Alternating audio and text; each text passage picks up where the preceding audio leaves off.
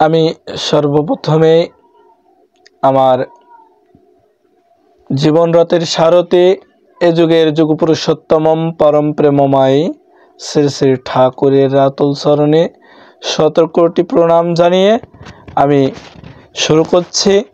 আমার নাম অমিত কুমার দেবনাথ, গ্রাম কাষ্টভাঙা, উপজেলা কালীগঞ্জ, জেলা ঝিনাইদহ।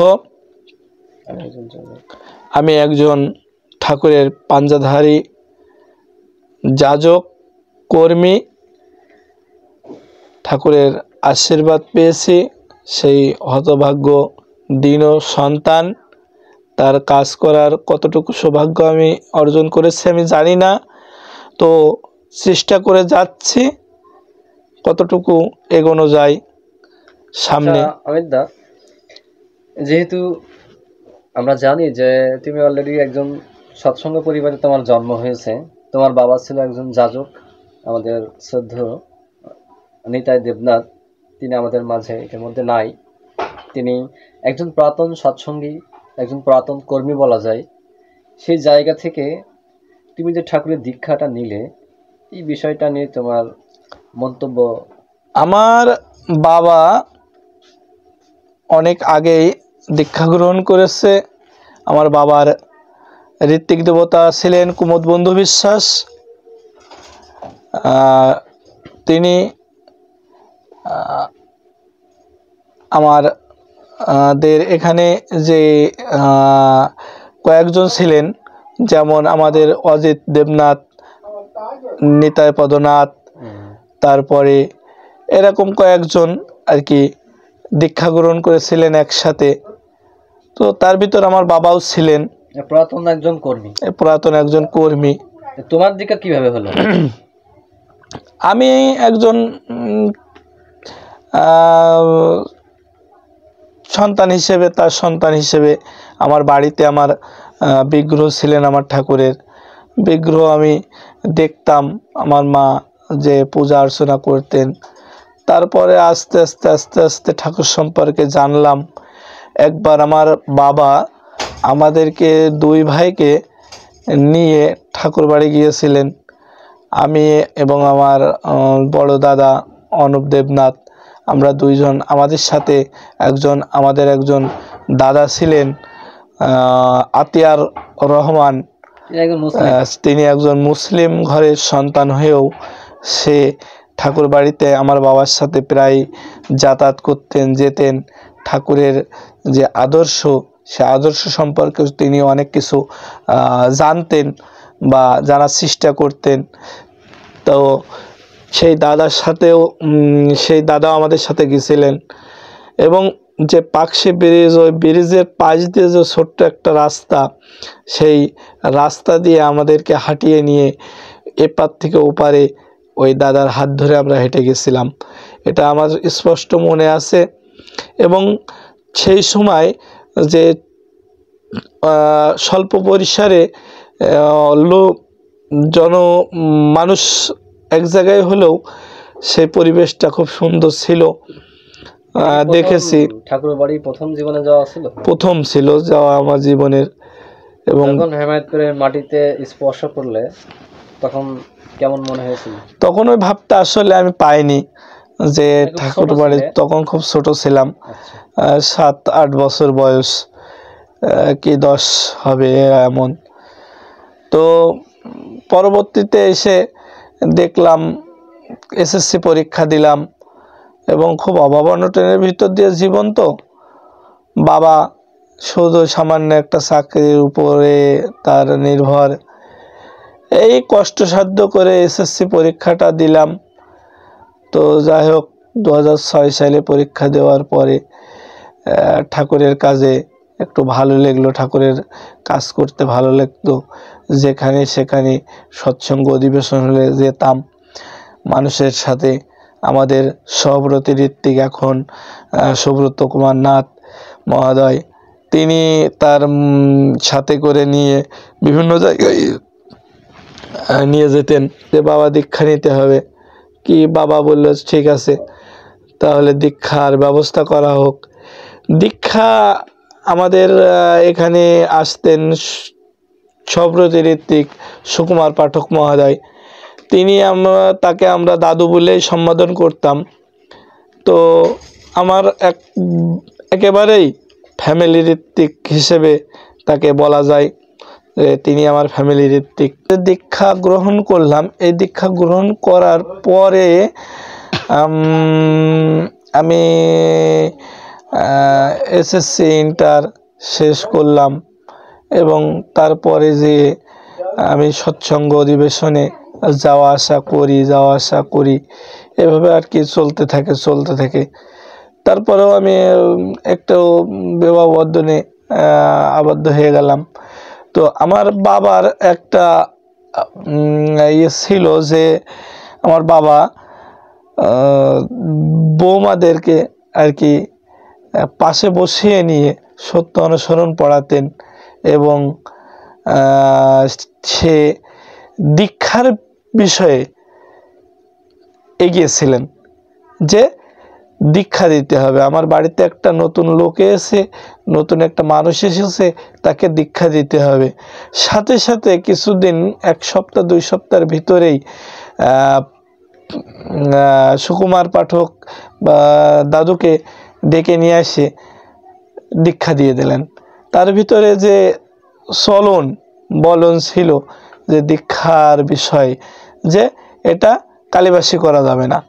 আমরা অনেকে মনে করি যে এসেছে বাড়িতে একটা নতুন লোক বা ছেলে বিয়ে দিয়েছি, নতুন বৌমা হয়েছে, নতুন বিটার বউ হয়েছে, আমরা পরে দেব, সময় হলেই দেবো, এরকম কাজটা আমার বাবা করেনি। সে বড় বিটার বউ যখন এসেছে, বড় বৌমা, তার বিষয়েও দীক্ষাগুলো দিয়ে দিয়েছে, আবার ছোট বৌমাকেও দীক্ষা দিয়ে দিয়েছে। খুব সুন্দরভাবে বাবার এই গুণটা বাবার ভিতরে ছিল আর কি। তারপরে কি হলো? তারপরে এইভাবে আমরা এগিয়ে যাই।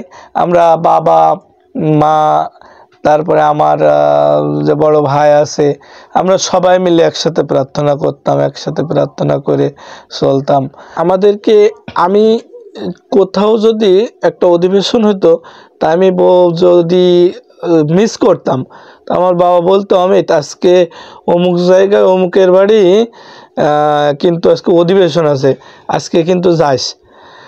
তা বাবার ভিতরে ঠাকুরের একটা সৃষ্টি ছিল, তার ভিতরে সুস্থয়নী গ্রহণ করছিল, যাজকের পাঞ্জা, ঠাকুরের আশীর্বাদ পাইছিল।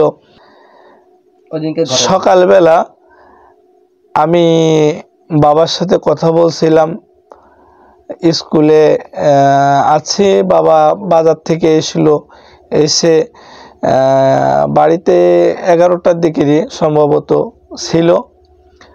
তো মনে মনে বাবার একটু হয়তো খারাপ লাগছিল, গার ভিতর অবচ্ছিন্ন হয়ে কেমন একটা হয়ে গেছিল। তখন ছোট আমাদের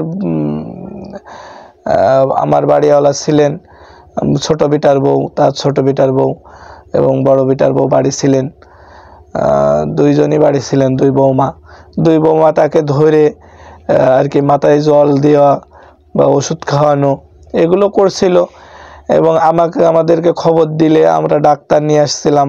ওই সময় হঠাৎ ডাক্তারও পাওয়া যায়নি, অবশ্য পাওয়া যাচ্ছিল না। যাই হোক, প্রাথমিক চিকিৎসার জন্য একটা ডাক্তার নিয়ে আসা হলো। তো বিভিন্ন ট্রিটমেন্ট দেওয়ার পরেও তার যে প্রেশার, সেই প্রেশার নিয়ন্ত্রণে আসছিল না। হ্যাঁ, বা হাই প্রেশার ছিল, কিন্তু প্রেশার কিন্তু লো দেখাচ্ছিল। তো আমাদের বাড়ির পাশে একটি ভাগ্নি ছিল, ভাগ্নিকেও ধমক দিয়ে বলছে যে আমার প্রেশার কখনো হাই ছাড়া লো হয় না, তুই কেমন প্রেশার মাপছিস। এবং এইভাবে যা কিছু সময় ভালো ছিল, কিছু সময় ভালো ছিল এবং সন্ধ্যার পরে বাবা প্রার্থনা করতে চাচ্ছে কিন্তু প্রার্থনা করতে পারছে না, যে তার যে এইগুলো ভিতর থেকে বেরিয়ে আসছে প্রার্থনার উচ্চারণ, কিন্তু সেগুলো আবার বেঁধে যাচ্ছিল। তো যাই হোক, সে সন্ধ্যায় বসে ছিলেন ঠাকুরের নাম করছিলেন। আগ মুহূর্তে রাত 8টা সাড়ে 8টার পরে যে বাবা, আমার একটা ছোট মেয়ে ছিল, মেয়ে আছে, মেয়েকে বলছে যে অনু তোমরা খেয়ে নাও, খেয়েছো শোনা? তা আমার মেয়ে বলছে না বাড্ডা আমরা এখনো খাইনি। যাও খেয়ে নাও। এই আমরা খেতে আসছি, খেটে একটু যাই হোক পা জিরাচ্ছি, খাটের পরে বসছি। ওই মুহূর্তে আমার মা আমাদেরকে ডেকে বলছে তোর বাবা কেমন করছে, একটু আয় তো। গেলাম, যে দেখি যে একবার এপাশ একবার ওপাশ, মনে হচ্ছে তাকে কেউ টেনে হেঁচড়ে নিয়ে যাচ্ছে, মানে কোথাও শান্তি পাচ্ছে না, বসে শান্তি পাচ্ছে না। তার যে খাটের পরে বসেছিল, সে খাটটি একবার এপাশে যাচ্ছে, একবার ওপাশে যাচ্ছে, একবার ফ্যানের পাতা দিশা দেওয়া হচ্ছে। কিন্তু ওই মুহূর্তে বাবাকে একটু ওষুধ দেওয়া হয়েছিল, বলা হলো যে বাবা একটু এই ওষুধটা খাও। তা বলছে, বাবা বলছে, আমার বাবা বলছে যে এটা কি ওষুধ? একেবারে মৃত্যুর 2 মিনিট 1 মিনিট 2 মিনিট আগে, 1 মিনিট আগে বলছে এটা কি ওষুধ? তা আমি বললাম যে এটা ডমপিরিডন, হজমের জন্য। তা বলছে হাতে করে দেখলো, দেখে গালের ভিতরে দিল, জল খেলো, এবং শেষ মুহূর্তে তাকে একটু ওই ইসুপগুলো ভুষি দেওয়া হইলো, খায়নি, সেটা খাইছিল না। তো তাকে বলা হয়েছিল যে নাম চলছে কিনা। আমার যে সহব্রত ঋত্বিক সুব্রত কুমার নাথ মহোদয়, আমার দাদা বাবার কাছে জিজ্ঞাসা করছিলেন যে কাকা নাম মনে আছে, নাম করেন? তো বাবা মাথা কাত করে বলছে হ্যাঁ নাম মনে আছে। তো তার ভিতরে যে স্মৃতিবাহী যে চেতনাটা যে মানুষের, সেটা আমার মনে হয় ঠাকুরকে গ্রহণ করে সেটা পেয়েছিল। এবং মৃত্যুর আগ মুহূর্ত তার ভিতরে কোনো যে একটু যন্ত্রণা হয়তো বা হয়েছিল, কিন্তু সে স্মৃতি নিয়ে, স্মৃতিবাহী চেতনা নিয়ে সে দেহ ত্যাগ করছিল। যাই হোক, এভাবে সে আমার কোলের পরেই আমি 2 হাত ধরে তাকে ছিলাম। আমার জীবনে আমি আমার বাবাকে আমি দেখলাম যে কীভাবে মানুষ একটা দেহ থেকে কিভাবে আত্মা বেরিয়ে চলে যায়, এটা আমার উপলব্ধি হয়। এখনো আমি ভাবি যে আমার বাবা আমার কোলের পরে এইভাবে চলে গিয়েছিলেন। তো কোনো দিক নির্দেশনামূলক কোনো কথা বলেছিলেন? না, তেমন কোনো দিক নির্দেশনামূলক কথা বলার আসলে সুযোগ পাইনি।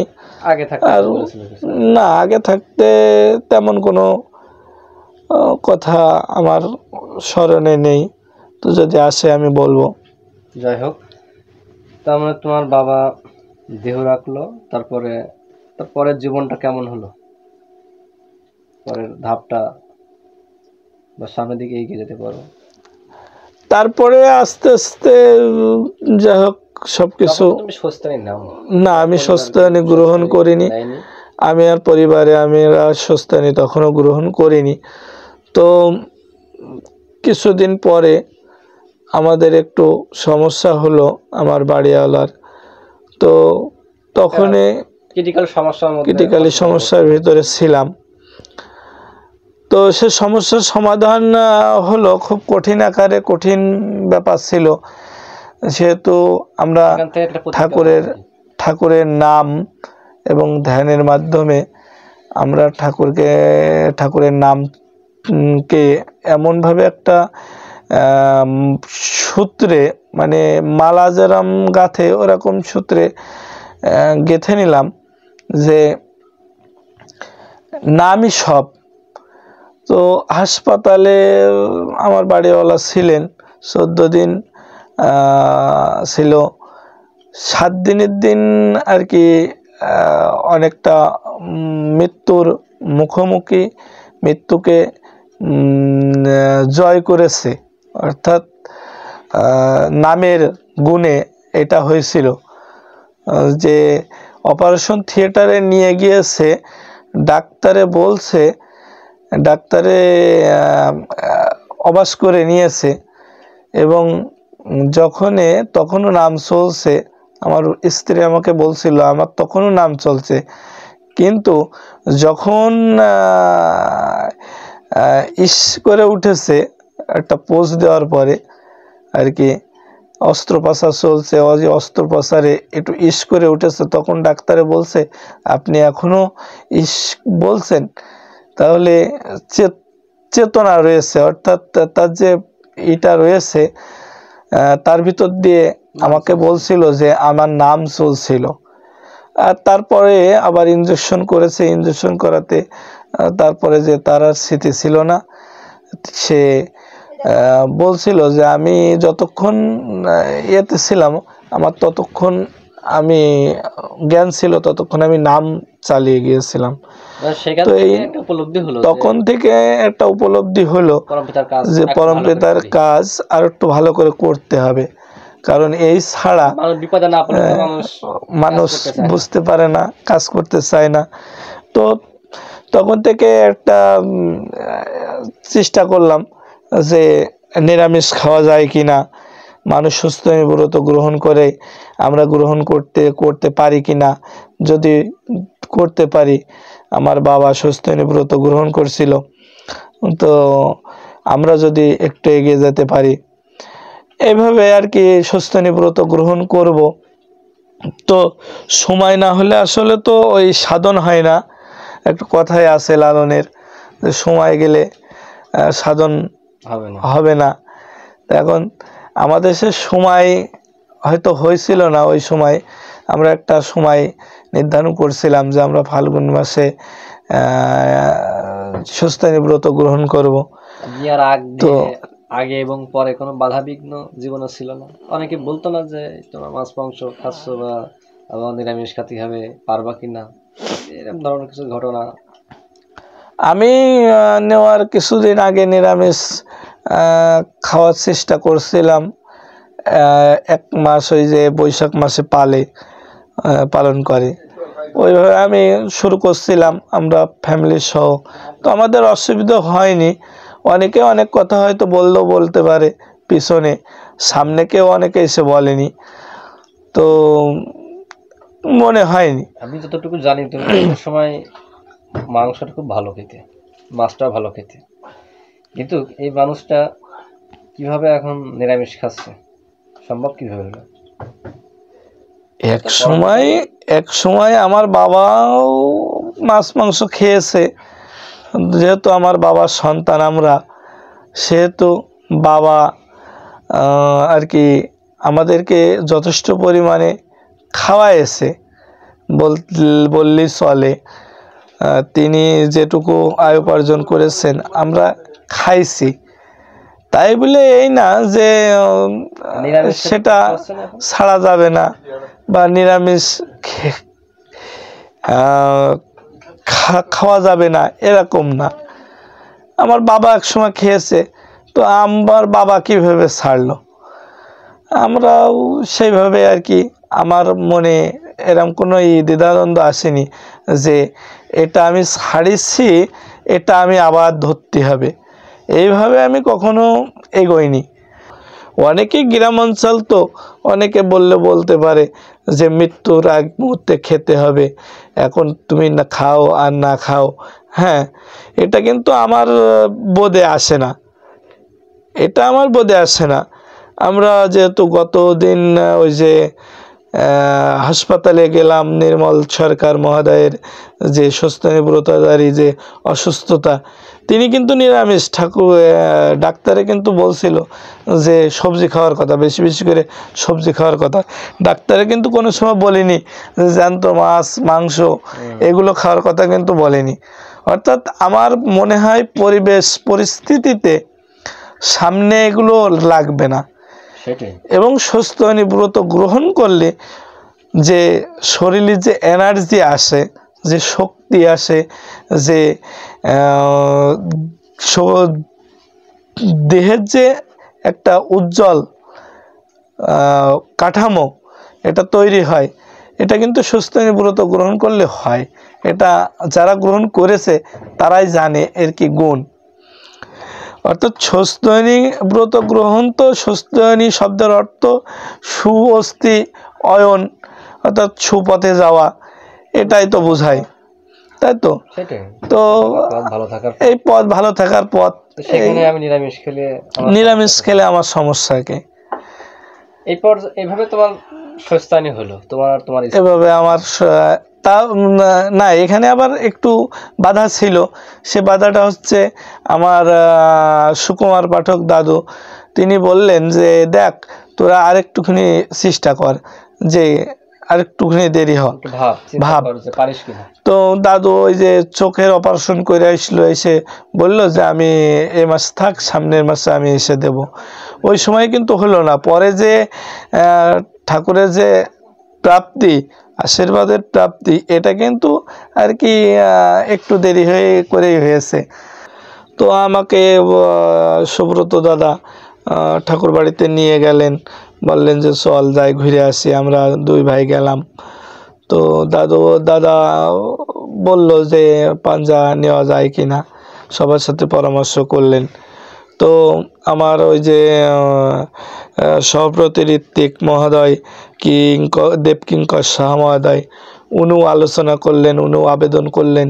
তো ওনাকে সবাই বললেন যে এবার থাক, সামনের বার নেওয়া যায় কিনা। পরে আবারও আরেকবার চেষ্টা করলেন। সেবার আমি এবং আমার দাদা একসাথে গেলাম, এবং যে আমরা ওই দিন অতিবাহিত করলাম না, আমরা ওই দিন চলে আসলাম। আসার পরে কিন্তু পাঞ্জা দেওয়া হলো। ওই বারও আমার পাঞ্জা হলো না। পরের বার যে আমার পাঞ্জা হলো। তো যাই হোক, অনেক প্রতিকূলতার ভিতর দিয়ে আবেদন করা হলো। সেই আবেদনে আমার যে আমার জন্য যে ওই যে সুপারিশটা, এই সুপারিশটা কিন্তু করছিল আমার সুব্রত দাদা, আবেদন করছিলেন, কিন্তু সুপারিশে কিন্তু দাদা সিগনেচার করেছিল না। আমি কিন্তু দৌড়িয়ে যে সেটা করে আসলাম। তো আসার পরে আমাকে যে প্রশ্ন, আমি ভাবলাম আমাকে অনেক প্রশ্ন করা হবে, বা সেখানে হ্যাঁ ইন্টারভিউ। তো আমার যে চেষ্টা বা আমার যে আকুতি, এগুলো দেখেই আমাকে তারা আর কিছু জিজ্ঞাসা করলো না, আমাকে বললো ঠিক আছে। এবং আমার যে ডকুমেন্টগুলো, কাগজপত্রগুলো দেখে বললো যে ঠিক আছে, তাকে নেওয়া যায়। এই বলে আমাকে অনুমতি দিলেন এবং হলো পাঞ্জা হলো সেদিন। যাই হোক, আমি যতটুকু জানি যে তুমি একটা হাই স্কুলে আসো, পাশাপাশি তুমি একটা গাড়ি চালাও, তোমার একটা ইজি বাইক আছে যেটা ইন্ডিয়াতে টোটো বলে। তো তুমি এই চাকরির পাশাপাশি আমাদেরকে বিভিন্ন জায়গায় সৎসঙ্গ অধিবেশনে নিয়ে যাও, আসলে সম্ভব কিভাবে হয় কি? কারণ একটা চাকরি করে ইজি অধিবেশনে যাওয়া, সেটা নিজস্ব একটা গাড়িতে করে আমাদের সবাইকে নিয়ে যাওয়া, এটা আসলেই সবার পক্ষে তো সম্ভব হয় না। তা তুমি কিভাবে করো?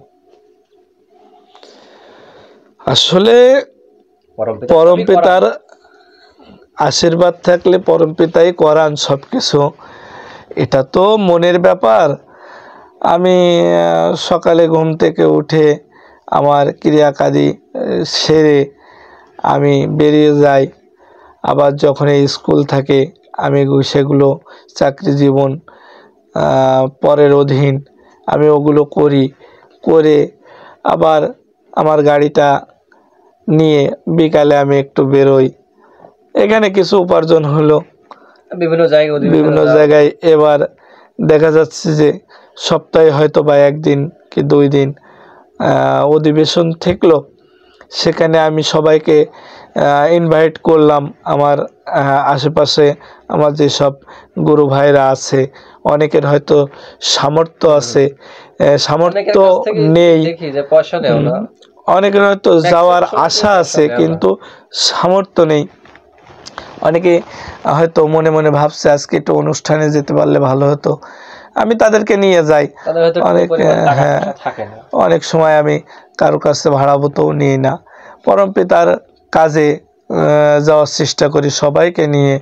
এবং আমি একটা কথাই বলি যে তোমরা সবাই এসো, তোমরা এসে চলো আমরা একটু সঙ্গ করি, আমরা একটু সাধু সঙ্গ করি, একটু সৎসঙ্গ করি। টাকা পয়সা কোনো ব্যাপার না, এটা আজকে আছে কালকে নেই, এটা ক্ষণস্থায়ী চিরস্থায়ী না। হ্যাঁ, তো মানুষের জীবনে অর্থের প্রয়োজন, আমার জীবনে অর্থের ব্যাপক প্রয়োজন, কিন্তু এর ভিতর দিয়ে যদি আমি ঠাকুরের কাজ না করতে পারি, ভগবানের কাজ যদি না করতে পারি, তাহলে কিন্তু আজকে আমাদের জীবন কিন্তু বৃথা। এই বৃথা জীবনে ধরেন আমি পরমপিতাকে আশ্রয় করে যেটুকু বুঝলাম, জীবনে যতটুকু সময় তুমি পরমপিতার কাজ করতে পারবে ততটুকু সময় তুমি তারই, এবং ততটুকু সময় তুমি ভালো থাকবে। বাস্তব, এটা কিন্তু বাস্তব। আর যখনই তুমি তাকে ছাড়া হয়ে যাবে, তখনই তোমার ভিতরে বিভিন্ন চিন্তা ভাবনা এসে বাসা বাঁধবে, এবং সাংসারিক চিন্তা, জাগতিক চিন্তা, এগুলো এসে বাসা বাঁধবে। এটা সত্য কথা। তো যাই হোক, তার মানে মোটা দাগে বলা যায় যে সৎসঙ্গ গ্রহণ করে উন্নতি হয়েছে কিছু। তা অর্থনৈতিক দিক থেকে অনেকেই মনে ভাবে যে সৎসঙ্গ করলে হয়তো বা অর্থনৈতিক দিক থেকে উন্নতি হয়, তাই সেটাও হয়, সেটা না, সেটা বলা যাবে না যে হয় না। বর্তমান যারা সৎসঙ্গ করছে বা অনেকে সৎসঙ্গে আসতে আগ্রহী, তার জন্য কি বলতেছ? অনেকেই সৎসঙ্গে আসতে চায়, তো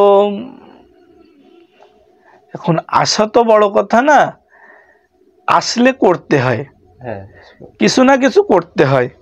এখন আমরা কিন্তু করার ভয়তে অনেকে আসতে নারাজ, যে সৎসঙ্গ অধিবেশনে ধরেন আমরা সকালে প্রার্থনা, সন্ধ্যায় প্রার্থনা, ভোর হলে নাম ধ্যান, তারপরে ইষ্টভীতি, ঠাকুরকে আবার কিছু টাকা দিয়ে করতে হয়, এই টাকাটা আবার কিভাবে যোগান দেব, এই যে বিভিন্ন চিন্তা ভাবনা আমাদের মনের ভিতরে আসছে, এই চিন্তা ভাবনা নিয়ে অনেকে হয়তো পিছিয়ে যায়। আবার অনেকে ভাবে যে সৎসঙ্গ অধিবেশনে গেলেই দেখি সংসারের কথা বলে, বিভিন্ন শিল্প সংস্কৃতি, দীক্ষা, মেয়েদের শিক্ষা, কর্ম, আচার ব্যবহার, এগুলো কেন? সৎসঙ্গ কিন্তু এগুলোর কথাই বলা হয় বেশি, কারণ এগুলো যদি আমরা ব্যক্তি, দম্পতি, গৃহ, সমাজ, এগুলো যদি আমরা ঠিক না করি, তাহলে কিন্তু আমাদের ওই ধর্মকর্ম কিন্তু কোনো মতি হয় না, এবং ধর্মকর্ম করে কোনো লাভ হয় না। তো আগে আমার গৃহ, তারপরে যে আমার সমাজ, তারপরে আপনার রাষ্ট্র, এই সব মিলিয়ে আর কি আমরা মোটামুটি